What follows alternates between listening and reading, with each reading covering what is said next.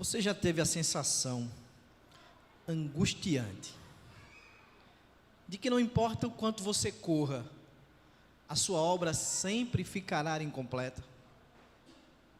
Há uma angústia silenciosa que acompanha, creio eu, todo ser humano. Normalmente a gente não conversa muito sobre isso, mas ela surge quando termina o dia, quando o nosso corpo descansa, quando a nossa mente insiste em trabalhar. É aquela sensação que todos nós temos que nunca dá tempo. Se o dia tivesse 25 horas, talvez ainda não desse tempo. É aquela sensação de que tem sempre algo por terminar. Tem sempre algo inacabado. Aquela sensação de que a vida ela corre muito mais rápido do que as nossas mãos conseguem produzir. O Tolkien, conhecido aí pela sua grande obra, O Senhor dos Anéis, ele captou bem essa angústia de uma forma maestral num conto dele chamado Folha por Nigel. Nigel ele era um artista, era um pintor. Ele era um homem apaixonado pela beleza, pelos detalhes, pela perfeição. Ele começa então a pintar um quadro. E ele começa a pintar esse quadro fazendo aquilo que ele mais sabia fazer, que era pintar folhas. E como ele era muito detalhista, ele quer pintar a folha mais bela. Mas folha por folha, enquanto ele está pintando, esse quadro vai crescendo, vai surgindo a árvore, depois surge uma paisagem inteira. Esse quadro fica tão grande que Nigel tem que subir numa escada para continuar a pintá-lo. Mas havia um grande problema. Enquanto Nigel ele se dedicava a essa obra, outras responsabilidades da vida dele ia ficando de lado. O tempo passava e aquela certeza angustiante na vida de Nigel estava presente todo dia, porque ele sabia que deveria um dia fazer a longa jornada. Essa jornada que certamente todos um dia farão, que é a jornada da morte. E o dia da grande jornada chega na vida de Nigel. Nigel olha para o seu quadro inacabado e ele chora. E suas últimas palavras diante da sua obra foi: não deu tempo de terminá-lo. Isso foi um lamento profundo. Após a morte de Nigel, após a sua partida, após a sua jornada, o que é que acontece com a obra dele? Ela não se tornou famosa. Ela não foi celebrada. Pelo contrário, um vizinho do Nigel pega o seu quadro, que era muito grande, e coloca a parte do teto da sua casa que estava precisando de ser retelhado. Então o quadro dele é usado como teto para a casa do vizinho. Um certo dia, há uma tempestade tão grande lá na aldeia, na comunidade, que esse quadro se quebra todo, se rasga todo, e o que sobra é um pedaço do quadro, e esse pedaço do quadro era justamente uma folha. No livro diz assim, no conto: ela foi colocada no museu da cidade, e por muito tempo, folha por Nigel, lá esteve pendurado num nicho, e poucos olhos a notaram, mas por fim, o museu foi destruído por um incêndio, e a folha e Nigel foram inteiramente esquecidos em sua antiga região. A verdade, meus queridos, é que todos nós somos um pouco de Nigel. Todos nós carregamos sonhos grandes demais para mãos limitadas como nós temos. Cada um de nós deseja fazer algo significativo na vida, algo que permaneça, algo que de alguma maneira justifique a nossa existência. Nós queremos que a nossa vida aqui não seja vazia, nós queremos que a nossa vida aqui não seja esquecível. Inclusive, pensando nisso agora, essa semana conversando com Magali, nós temos um neto, né? E eu dizendo para ela: imagina se a nossa única descendência fosse o nosso neto. E se algo acontecesse com ele? A nossa família não teria mais continuidade. Porque nós temos esse desejo sim por continuidade, por relevância. E quando a gente olha para a nossa vida, quando a gente olha para a existência, a gente percebe uma coisa também que nos acompanha. Além desse desejo por significado, por permanência, ao mesmo tempo a gente sabe que a gente é frágil. Ao mesmo tempo, a gente sabe que a vida é breve. Ao mesmo tempo, a gente sabe que o tempo não pede licença, que o tempo é carrasco. Tolkien acreditava, que é o escritor desse conto, né? Ele acreditava que Deus nos dá dons e talentos, não para a nossa glória.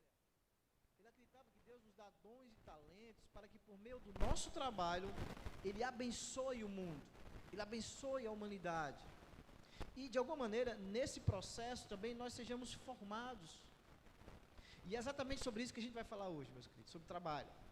Sobre o sentido do trabalho diante de Deus, sobre o perigo da idolatria do trabalho e sobre, principalmente, a esperança de que em Cristo, nenhuma obra feita para a glória dele é em vão, mesmo que essa obra seja inacabada aqui nesse mundo.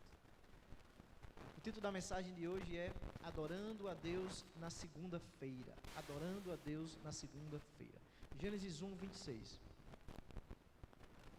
E Deus disse: façamos o ser humano a nossa imagem, conforme a nossa semelhança. Tenha ela domínio sobre os peixes do mar, sobre as aves dos céus, sobre os animais domésticos, sobre toda a terra e sobre todos os animais que rastejam pela terra. Assim Deus criou o ser humano, a sua imagem, a imagem de Deus o criou, homem e mulher os criou. E Deus abençoou e lhe disse: sejam fecundos, multipliquem-se, encham a terra e sujeitem-na. Tenham domínio sobre os peixes do mar, sobre as aves dos céus e sobre todo animal que rasteja pela terra. Senhor Deus, ó Pai, nós te agradecemos porque temos plena confiança que há uma presença especial Tua no meio do Teu povo, quando o Teu povo se reúne para Te adorar, Senhor. Nós temos plena convicção que o Senhor trouxe cada um de nós essa noite, porque o Senhor desejaria também falar conosco. Já que falamos com o Senhor, Pai, anteriormente, agora pedimos, fala aos nossos corações. Me usa, ó Pai, como instrumento em Tuas mãos para a Tua glória, apesar de mim. Assim eu te peço e eu te agradeço por essa oportunidade, Senhor, em nome de Jesus. Amém. Muitos pensam que o trabalho ele é resultado do castigo de Deus para a humanidade. Todo mundo acha que o trabalho foi um castigo de Deus, uma maldição de Deus para a humanidade. E curioso, embora haja controvérsias, boa parte dos pesquisadores acreditam que a origem da palavra trabalho traz essa conotação negativa. A origem da palavra trabalho vem do latim tripalium. Tripalium era essa espécie de instrumento aí formado por 3 estacas, como vocês podem ver, né?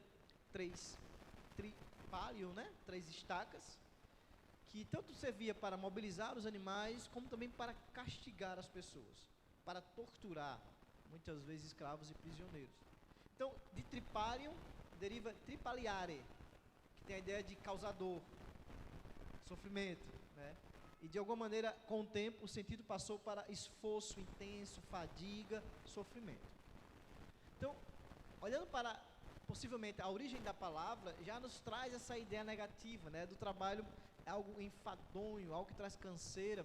Nós odiamos a segunda-feira, mas amamos a sexta-feira. Então, essa ideia como um trabalho castigo, na verdade, ela não é verdadeira. Na verdade, não é verdadeira, foi óbvio, né? Na verdade, ela não se coaduna com a palavra de Deus. A origem do trabalho não é má, mas a consequência da queda do homem torna o trabalho esse enfado, essa canseira. Nós vamos ver, à luz do texto que nós lemos, que o trabalho sempre existiu no Éden. O que vai acontecer após a queda, no Gênesis 3, é justamente isso, que esse trabalho, ele vai agora ser exercido sob suor, sob frustração, sobre limitação e até conflito com a própria criação. Esse texto que nós lemos deixa claro isso. Quando Deus criou o homem, façamos o ser humano nossa imagem, conforme a nossa semelhança, tenha ele domínio sobre os peixes do mar, sobre as aves do céu, sobre toda a terra, todos os animais que rastejam. Ele vai dizer no verso 28, capítulo 1, sejam fecundos, multipliquem-se, encham a terra e sujeitem-na. Tenham domínio sobre os peixes do mar, aves do céu, sobre todo o animal que rasteja sobre a terra. Aqui Deus já dá ao homem essa incumbência do trabalho, de sujeitar a terra. Lembra que foi o próprio Adão que colocou o nome nos animais, isso também é trabalho. E fica mais claro para nós entendermos que, primeiro, o trabalho não é uma maldição de Deus, mas o trabalho é uma dádiva de Deus para a humanidade. É um presente de Deus para os homens. Gênesis 2:15. Primeiro ponto, nós vamos fazer um sermão mais temático hoje. O trabalho é uma dádiva de Deus. O trabalho é uma dádiva de Deus. Então, percebemos nesse texto que nós lemos que Deus já dá incumbência ao homem para trabalhar, para exercer trabalho. Gênesis 2:15 diz: o Senhor Deus tomou o homem e o colocou no jardim do Éden para o cultivar e o guardar. Então, Adão, ele não era um turista no Éden. Adão era um jardineiro, era um administrador, era um cuidador. Nós chamamos esse mandato de Deus para a humanidade de mandato cultural. Então, mandato cultural, nós temos o mandato espiritual, o mandato social, mas o cultural é a ordem dada por Deus para a humanidade cultivar, desenvolver, governar e administrar a criação. Mas de modo que a terra reflita a glória de Deus, de modo que a terra reflita a ordem e a bondade do Criador. Esse é o mandato cultural. Ele é chamado cultural porque ele envolve todas as dimensões da cultura humana: o trabalho, a ciência, a arte, a política, a economia, família, educação, enfim. E envolve também, é claro, o próprio cuidado com a criação, a própria preservação da natureza. Tudo isso está envolto aí no mandato cultural. Então, o trabalho foi Deus quem criou. O trabalho é algo bom. O trabalho existia no Éden antes da queda. O trabalho, ele é um ato de serviço a Deus em última instância. Paulo vai dizer lá em Efésios capítulo 6, versos 5 e 8: vós servos, obedecei a vossos senhores segundo a carne, com temor e tremor, na sinceridade de vosso coração, como a Cristo, não servindo à vista como para agradar aos homens, mas como servos de Cristo, fazendo de coração a vontade de Deus, servindo de boa vontade como ao Senhor, e não como aos homens, sabendo que cada um receberá do Senhor todo o bem que fizer, seja servo, seja livre. Todo trabalho é um ato de serviço a Deus. Em última instância, quando estamos trabalhando, nós estamos não servindo ao patrão, não servindo às pessoas, mas em última instância, nós estamos servindo a Deus. O que acontece logo após a queda, como eu já falei, é que o trabalho vai enfrentar esse enfado. O pecado vai corromper todas as áreas da vida do ser humano. Mas a essência do trabalho é algo bom, porque Deus é um Deus que trabalha, meus queridos. O Philip Jensen, ele tem uma frase interessante. Ele vai dizer assim: se Deus viesse ao mundo, como ele seria? Para os gregos da antiguidade, talvez fosse um rei filósofo. Para os romanos de outrora, ele seria apenas um estadista justo e nobre. Mas como o Deus dos hebreus veio ao mundo? Como carpinteiro. Como carpinteiro. Como alguém que trabalha. Como alguém que está colocando a mão na massa. A criação prova claramente que Deus é um Deus trabalhador. Mas veja que lá em Gênesis, Deus diz, a palavra diz que Deus, depois de criar, descansou. Não é verdade? Mas Deus descansou não do trabalho. Deus descansou de criar a partir do nada. Deus não cria mais. O que Deus faz agora é sustentar a sua criação por meio da sua providência. O trabalho ainda continua sendo uma atividade divina. Interessante, se a gente olhar para a antiguidade, para os babilônios, no contexto dos babilônios, os homens foram criados pelos deuses para fazer aquilo que os deuses não queriam fazer. Isso é muito interessante, né? Mas quando a gente vem para a mentalidade cristã, para o cristianismo, Deus cria o homem e trabalha para alimentá-lo. É uma inversão totalmente. Podemos provar isso lá na palavra, João 5,17. E Jesus lhe respondeu: meu pai trabalha até agora e eu trabalho também. Trabalha sustentando. O Salmo 65 é belíssimo, falando sobre esse Deus que suja as mãos com a terra, né? Ele diz no verso 9 e 10, Salmo 65, tu visitas a terra e a regas, tu a enriqueces grandemente, os ribeiros de Deus são abundantes de água, proveis o cereal, Porque para isso preparas a terra, regando-lhes os sulcos e desmanchando os torrões, tu a amoleces com chuviscos e lhes abençoa a produção. Olha Deus trabalhando para sustentar a sua criação. Que salmo belíssimo. Esse Deus que trabalha até hoje. Esse Deus que o salmista diz aqui, está preparando o solo, está sujando suas mãos com terra, para que a sua criação possa se sustentar através da agricultura.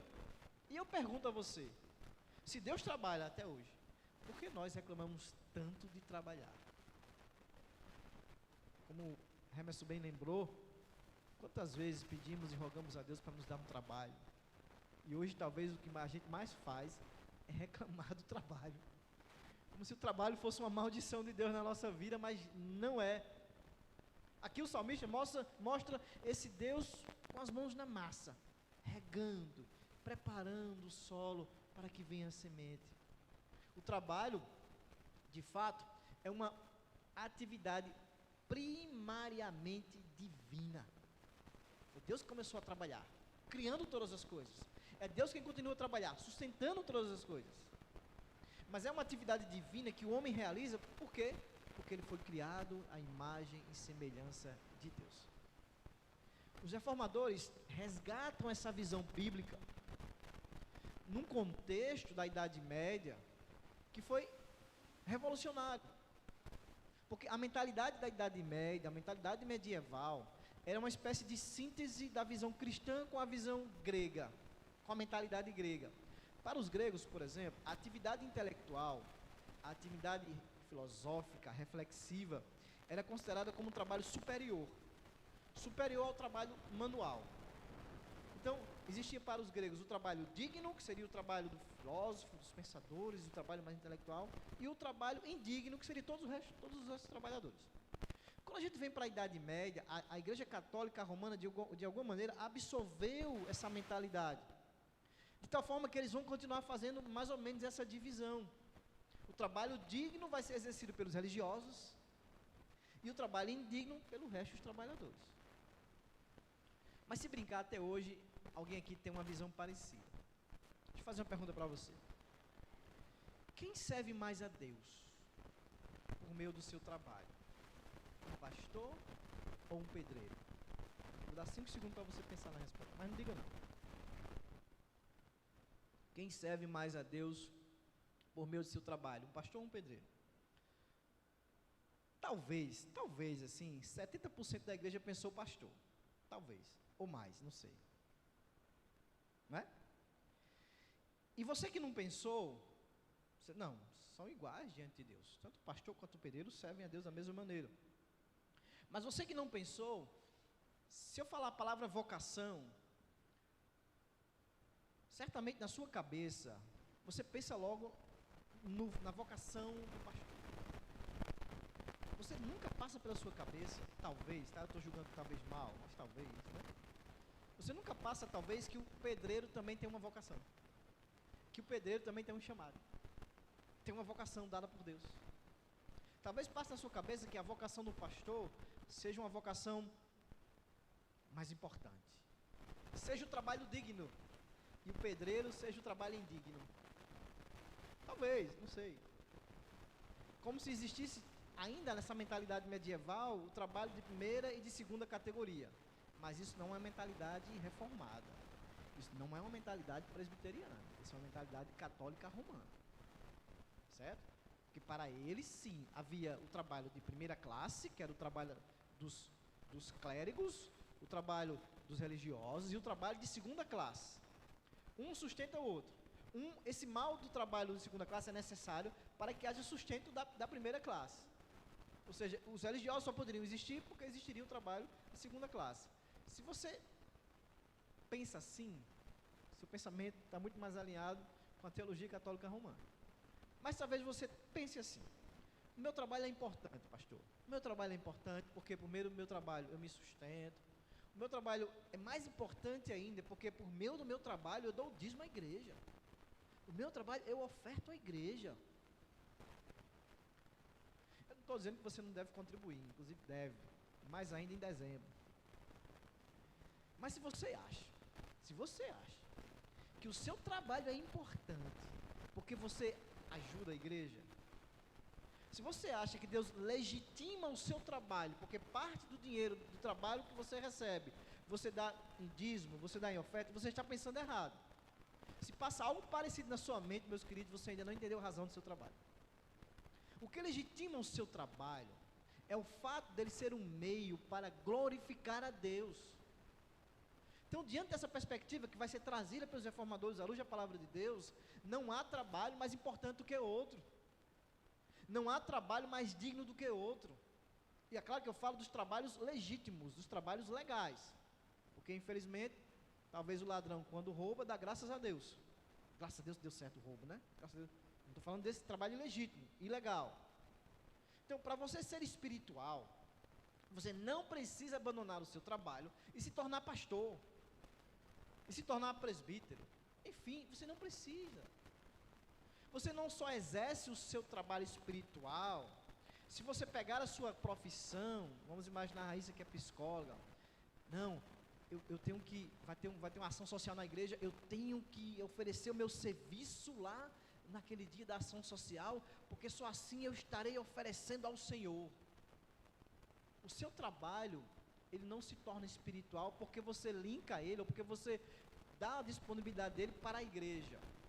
Tem pastor aí em algumas igrejas que já criou uma norma lá que o trabalhador tem que dar, quem sabe é uma pessoa que me contou, mas parece que tem que dar um dia de trabalho, é uma semana, Mateus? É uma semana no ano, né, de trabalho? É um dia para o pastor, porque está na Bíblia. Então você tem que dar um dia do seu trabalho para o pastor, para que o seu trabalho seja santo, espiritualizado. Não. A espiritualidade reformada, a espiritualidade bíblica diz que se você se dedica a Deus, ou você deveria se dedicar a Deus, no meio das atividades mais ordinárias, não é apesar dela, é no meio delas que Deus chamou você a servir a Ele, naquele serviço mais simples do dia que você faz. Até quando você varre a sua própria casa, lava a louça? O músico não precisa deixar de ser músico. O músico não precisa tocar só na igreja para ter a sua profissão, então, abençoada por Deus. A gente não faz isso com nenhuma profissão, meus queridos. A gente não pede para o advogado, só advogar agora para a igreja. A gente não pede para a professora, só agora dar aula na escola dominical. A gente não pede para nenhum outro profissional, agora resumir a sua profissão a um serviço ligado diretamente à igreja. Mas somos injustos muitas vezes com os músicos. Pedimos que eles façam isso. Eles não podem tocar a não ser na igreja. E música para a igreja. Assim como nenhuma outra profissão nós podemos fazer isso, meus queridos. Por quê? Porque todo trabalho legítimo é digno. Calvino vai dizer que se seguirmos fielmente o nosso chamado divino, receberemos o consolo de saber que não há trabalho insignificante ou nojento que não seja verdadeiramente respeitado e não seja importante ante os olhos de Deus. O trabalho nojento aqui, talvez, você pode pensar aqui num cara que esgota a sua fossa, num cara que desentope esgotos. É um trabalho indigno diante de Deus? Óbvio que não. É uma dádiva, é uma vocação. Mas, como toda dádiva de Deus, assim como toda dádiva de Deus, nós corremos o risco de tornar a dádiva uma maldição. E esse problema é meu e é seu, não é de Deus. Nós corremos o risco de tornar o filho, que é uma dádiva, um ídolo. Corremos o risco de tornar um casamento, uma esposa, um marido, um ídolo. Corremos o risco de tornar a fama um ídolo, enfim. Essa é a nossa sina, de sujar aquilo que Deus não sujou. Então nós também corremos o perigo de tornar o trabalho um ídolo. Os perigos do trabalho, idolatria e distorções. Primeiro, o trabalho é uma dádiva de Deus. Toda vocação é digna, todo trabalho é digno. E você pode servir a Deus em qualquer lugar que você tiver. E a gente vai falar melhor nas aplicações no final. Então, há dois extremos de distorções do trabalho. Primeiro, a gente já falou rapidamente, que é aquela ideia de demonizar o trabalho. É ver o trabalho como uma pura maldição, mas nós vimos que o trabalho é bênção, não é maldição.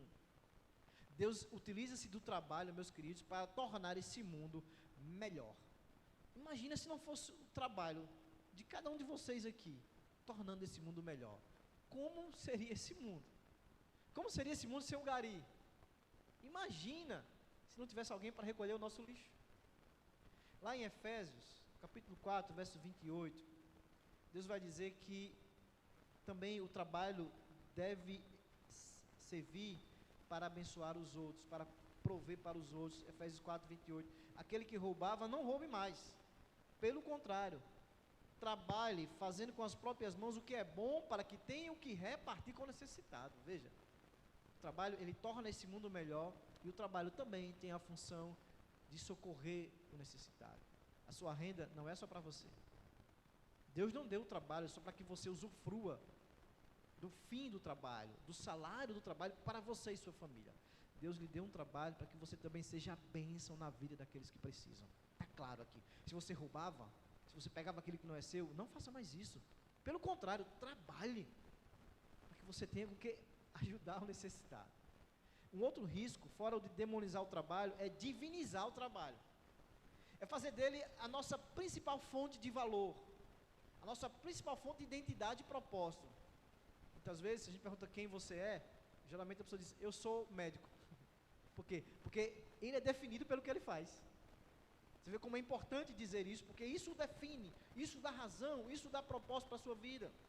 E quando o trabalho se torna um ídolo, meus queridos, ele rouba do homem aquilo que somente Deus pode dar: sentido, segurança, significado e descanso. Tornar o trabalho o seu ídolo vai lhe trazer consequências sérias para a sua vida, para a sua família, para as suas emoções, inclusive para a sua própria saúde física e até espiritual. Não podemos achar que o trabalho é a coisa mais significativa da nossa vida, embora seja importante, mas ele não é. Não façamos do trabalho a que Deus nos deu para nos sustentar e ajudar os outros uma maldição para a nossa família, uma maldição para a igreja. Porque muita gente pede, Deus dá, e depois você não vem mais para a igreja. O trabalho é algo bom. O trabalho é algo que inclusive pode nos trazer um certo prazer, mas ele não pode ser a única fonte de prazer. Ele não pode ser a única fonte de prazer. Se a gente não pode de alguma maneira divinizar o trabalho, se a gente não pode tornar o nosso ídolo, uma outra forma de alguma maneira distorcer o trabalho é também desprezá-lo. Quando o trabalho é desprezado, meu querido, ele perdeu o seu caráter de vocação e serviço. A Bíblia é clara quanto à necessidade que todos temos de trabalhar. Trabalharás 6 dias e neles farás todos os seus trabalhos. Êxodo 29. Provérbios, vai ter com a formiga, ó preguiçoso. Tessalonicenses, porque quando ainda estávamos com vocês, ordenamos isto: se alguém não quer trabalhar, também não coma. O trabalho é algo que deve ser presente na vida do ser humano. Ser preguiçoso é pecador. Ser preguiçoso é pecado. Ser preguiçoso é desagradar a Deus. Porque, embora a gente vai ver aqui que Deus vai dizer, no 7º dia descansarás, mas esse mandamento de no 7º dia descansar, ele vem acompanhado de quê? 6 dias trabalharás. Vai ter com a formiga, ó preguiçoso. Trabalho é bênção, não é maldição. E a visão bíblica equilibrada do trabalho é que a gente deve trabalhar para a glória de Deus e para o bem do próximo. Para a glória de Deus e para o bem do próximo. Tenhamos cuidado com essas distorções. Tenhamos cuidado de achar que o trabalho é uma maldição, mas de outra maneira, de tornar o trabalho o nosso ídolo, a razão da nossa vida, mas também não menosprezemos o trabalho, porque o trabalho é algo necessário. Mas tão importante quanto o trabalho é o descanso, meus queridos. Abrindo um parênteses aqui. O trabalho é bom, mas descansar é melhor ainda. E há um mandamento de Deus para isso, como eu acabei de falar. 4º mandamento: 6 dias você vai trabalhar, mas o 7º dia é o quê? Dedicado ao Senhor. Não faça nenhum trabalho nesse dia, nem você, nem seu filho, nem sua filha, nem o seu servo, nem a sua serva, nem o seu animal, nem o estrangeiro, porque em 6 dias o Senhor fez os céus e a terra, o mar e tudo que neles há, e ao 7º dia, descansou. Descanse, meu irmão. Descanse, minha irmã. Desacelera. O trabalho não pode ser aquela coisa mais importante da sua vida. Evite levar trabalho para casa. Evite, de fato, pensar no trabalho no dia de domingo, no dia do Senhor, onde você deveria estar mais focado aí no descanso, em vir para a igreja, a comunhão. Descanse. Descanse. Vamos para as questões práticas agora. Como trabalhar para a glória de Deus? Primeiro, veja o trabalho como uma oportunidade de adorar ao Senhor. Meus queridos, não existe uma divisão entre o sagrado, que é o domingo, e o secular, que é a segunda até o sábado. Não existe essa divisão, meus queridos. Onde vocês aprenderam isso? Isso não é teologia reformada, isso não é a maneira que nós pensamos. Tudo é sagrado. Tudo é sagrado. Quando você preenche um formulário ali, uma planilha sem erros, quando você limpa o chão de forma que ele brilhe, quando você atende um cliente com paciência, com simpatia, você está dizendo: Senhor, isto é para ti. O seu trabalho também é uma maneira pela qual você adora a Deus. Como dizia Abraham Kuyper, não há um centímetro quadrado de existência humana sobre a qual Cristo não clame: é meu. É meu. O seu trabalho é para Deus. Martinho Lutero dizia que o sapateiro cristão, ele não honraria a Deus simplesmente ele colocasse uma cruzinha nos sapatos. Mas se ele fizesse sapatos tão bons, que protegessem os pés das pessoas, que também vendesse esse sapato por um preço justo. Veja o seu trabalho como uma maneira de adorar a Deus. Veja o seu trabalho como uma possibilidade de demonstrar amor ao próximo. Isso é uma maneira de você glorificar a Deus. Porque o trabalho talvez seja a forma principal de nós amarmos o nosso próximo. O padeiro ama o próximo fazendo pão. O lixeiro ama o próximo evitando que ali tenha doenças, vetores de doenças. O advogado ama o próximo buscando a justiça. O engenheiro ama o próximo fazendo a casa que não caia depois, né, Hermes? Então, pergunte-se amanhã: como o meu trabalho hoje vai facilitar a vida de alguém? Como, por meio do meu trabalho, eu posso demonstrar amor às pessoas? Eu posso demonstrar cuidado para as pessoas, e assim eu estarei trabalhando para a glória de Deus. Quer saber como é que você trabalha para a glória de Deus? Seja íntegro no seu trabalho. Num país tão corrupto como o nosso, nós cristãos, no nosso trabalho, deveríamos ser o bastião da justiça, da confiança. Nós deveríamos ser os empregados que os patrões deveriam mais confiar. Deveríamos ser aquele que nós não roubamos o tempo da empresa. Como é que eu roubo, pastor? Ficando no celular ao invés de trabalhar, indo para o banheiro, tapear, passando meia hora lá, quando poderia passar 2 minutos, 3 minutos, ficando nas redes sociais na hora do trabalho. O professor prepara uma aula meia boca e passa 10 minutos da aula falando besteira ao invés da aula,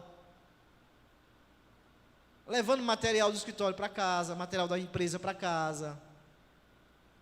Você não está sendo íntegro. E você que trabalha com prestação de serviço, honre os seus prazos, mesmo que isso custe contratos. Não pegue 10, você só pode fazer 5. Seja íntegro. Seja sim, sim, não, não. Trate no seu ambiente de trabalho o faxineiro da mesma maneira que você trata o dono, porque todos são imagem e semelhança de Deus. Quer saber como você pode trabalhar para a glória de Deus? Seja excelente. Faça com excelência. Veja, você não está fazendo para o homem, você está fazendo para Deus. Então veja a excelência também como um ato de adoração a Deus, fazendo o seu melhor. A teologia reformada, ela vai chamar isso de vocação. E todo trabalho diante de Deus é como um ato de culto diante dele. Não importa a função, faça o seu melhor.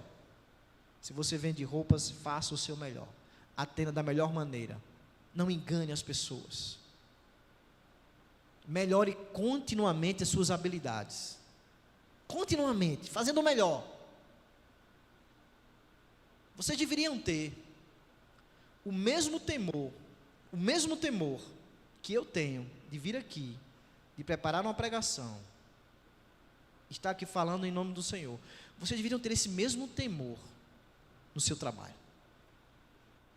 Porque vocês estão fazendo para Deus, meus irmãos. Então não varra a sujeira para debaixo do tapete, porque o patrão não está vendo. Porque Deus está vendo. Seja excelente. Prepare a aula com excelência. Se atende paciente, atenda com excelência. Todos nós estamos em culto, meus queridos. Mas a gente acha que somente o pastor deve ter temor ao vir aqui e falar, porque ele está falando a palavra de Deus, ele está servindo a Deus, eu não no meu trabalho. Meu trabalho não tem nada a ver com o meu cristianismo. Nada a ver. O pastor tem. Marcelo tem, porque ele está trabalhando na igreja. Ele é auxiliar na igreja, ele é serviço gerais na igreja. Mas eu que sou serviço gerais na empresa de Pedro, não tem nada a ver. São trabalhos diferentes. Porque o Marcelo está fazendo na igreja, eu estou fazendo na empresa. Não. Você está fazendo para Deus. Faça com a mesma excelência. Quer trabalhar para a glória de Deus, promova a justiça. Se você é líder, se você é chefe, contribua para um ambiente mais justo, um ambiente mais digno, um ambiente mais humano, mais solidário.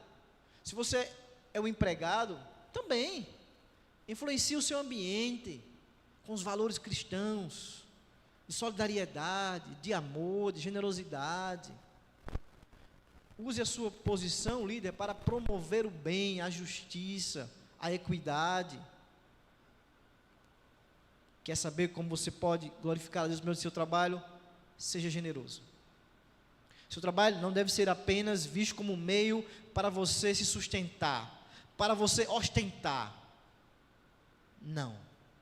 Como nós vimos Paulo dizendo, você trabalha para socorrer a quem precisa. Mas lembre que o seu trabalho, além de socorrer quem precisa, também você deve socorrer, não socorrer, mas ajudar a obra do Senhor.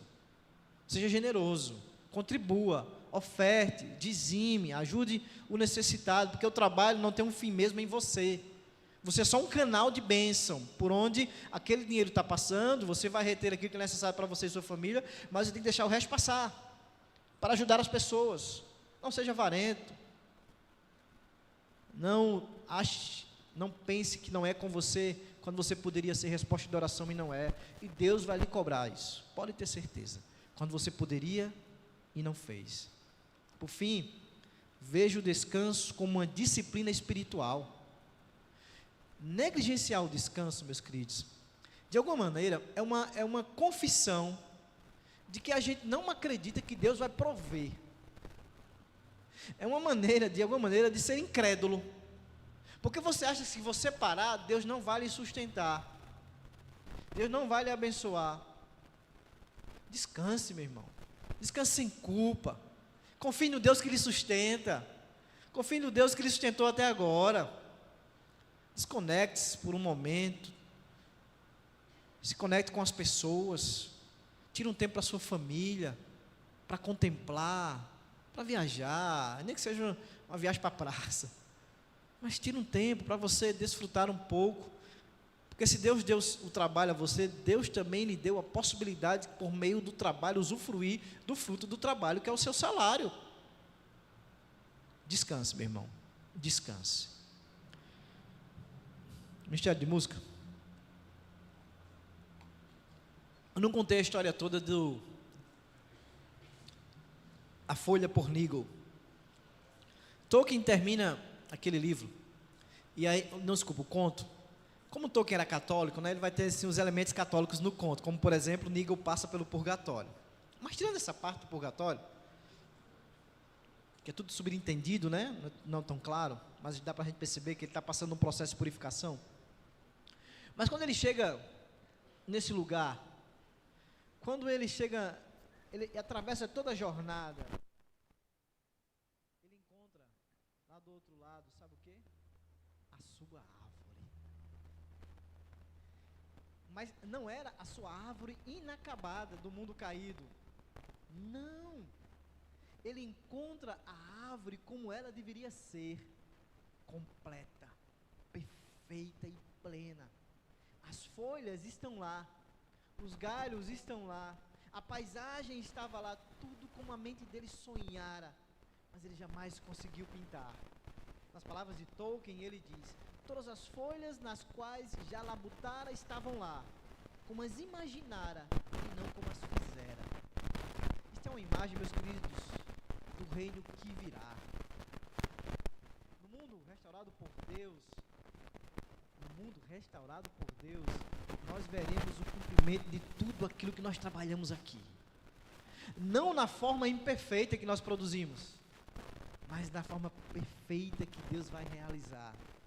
O que você busca hoje? Um ensino melhor, uma empresa mais justa, um produto mais honesto, uma lavoura mais produtiva, uma solução para a dor humana, uma sociedade mais justa. Tudo isso aponta para algo maior, aponta para a cidade que esperamos. Há em nós uma saudade do Éden, meus queridos, mas também uma antecipação da nova Jerusalém. Não sei se ele queria falar sobre isso, mas tem uma música de Renato Russo que ele diz: a saudade que eu sinto de tudo que eu ainda não vi. Caramba, saudade que eu sinto de uma coisa que eu não vi. É como se nós tivéssemos essa saudade na nossa alma de um lugar que a gente não viu, mas que a gente espera que exista. Além do horizonte, esse lugar perfeito. Mas esse lugar existe, meus queridos. Nós não voltaremos ao jardim. Nós iremos para uma cidade.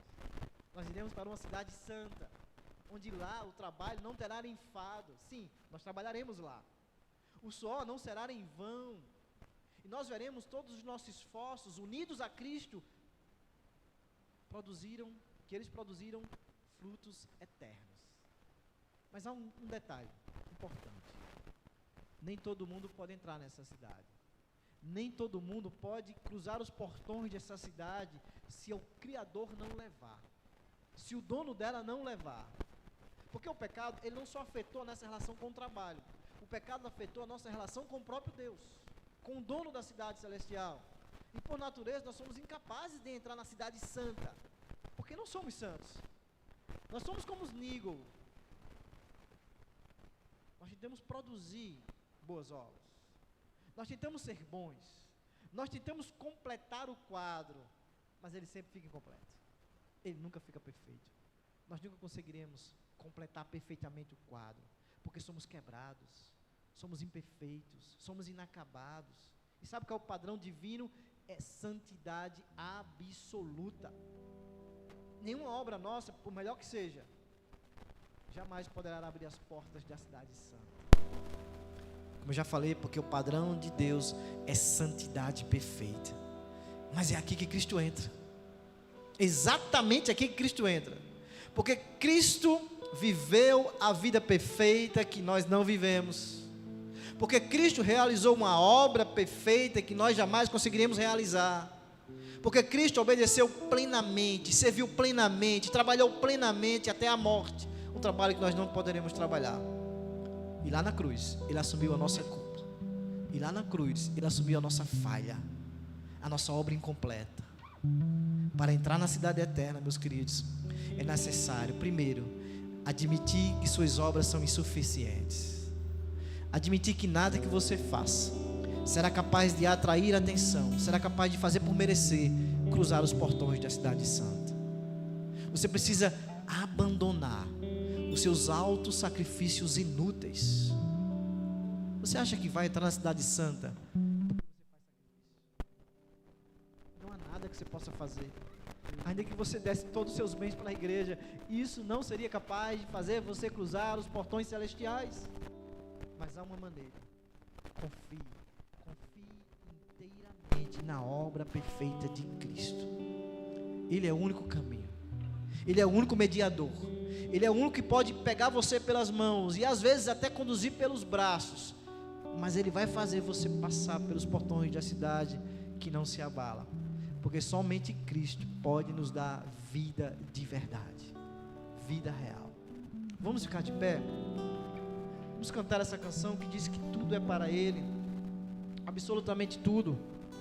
Que você possa fazer essa canção, essa oração, dizendo para Ele: tudo que eu faço, Senhor, é para Ti. Se eu não tinha essa visão do trabalho, eu quero sair daqui não apenas com conhecimento acrescentado, mas decidido a trabalhar para a Tua glória, a ser no meu trabalho fonte de bênção para os que estão ao meu lado, a ser no meu trabalho alguém que os outros vão ver, alguém confiável, alguém que tenta ser justo nos seus relacionamentos, alguém que é generoso, alguém que luta pela justiça, alguém que, se necessário, perde até o emprego, mas não entra em conchavos, não faz coisas desonestas para agradar o patrão. Possamos sair daqui decididos a ser essa pessoa, meus irmãos, para a glória de Deus.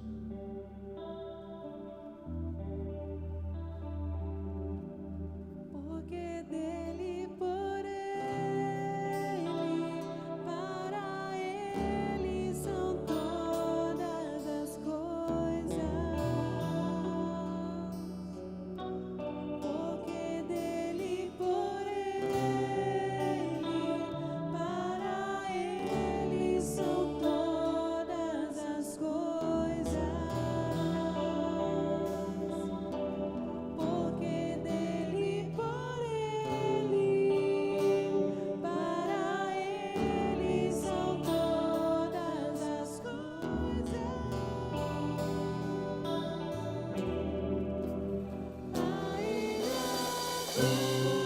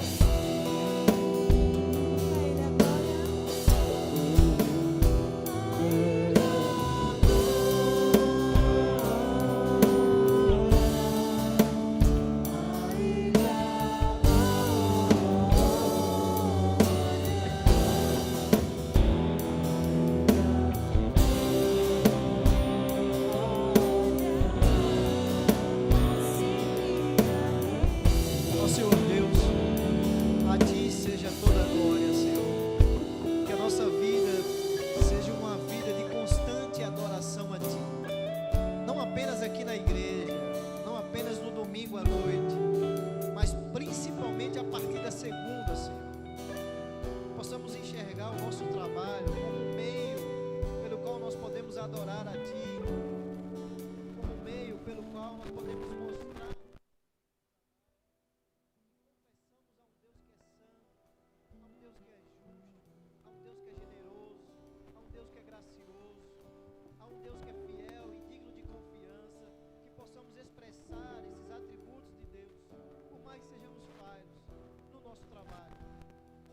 os homens vejam as nossas boas obras e glorifiquem a Ti, Senhor, porque é tudo sobre Ti, não é nada sobre nós. Que possamos ver conexão entre a nossa vida cristã e o nosso trabalho a partir de hoje, sabendo que tudo que façamos devemos fazer para a glória do Teu santo nome, que comais, que bebais, todas as coisas, sobretudo o nosso trabalho, Senhor. Então nos ajuda a ser bênção, nos ajuda a enxergar o nosso trabalho como um meio de abençoar as pessoas, de tornar esse mundo melhor, mais habitável. Nos ajuda a enxergar, que o Senhor nos ajude a cumprir a nossa missão, Senhor, para a glória do Teu santo nome, ó Pai. Queria convidar a igreja para cantarmos em uma só voz a Ele a glória.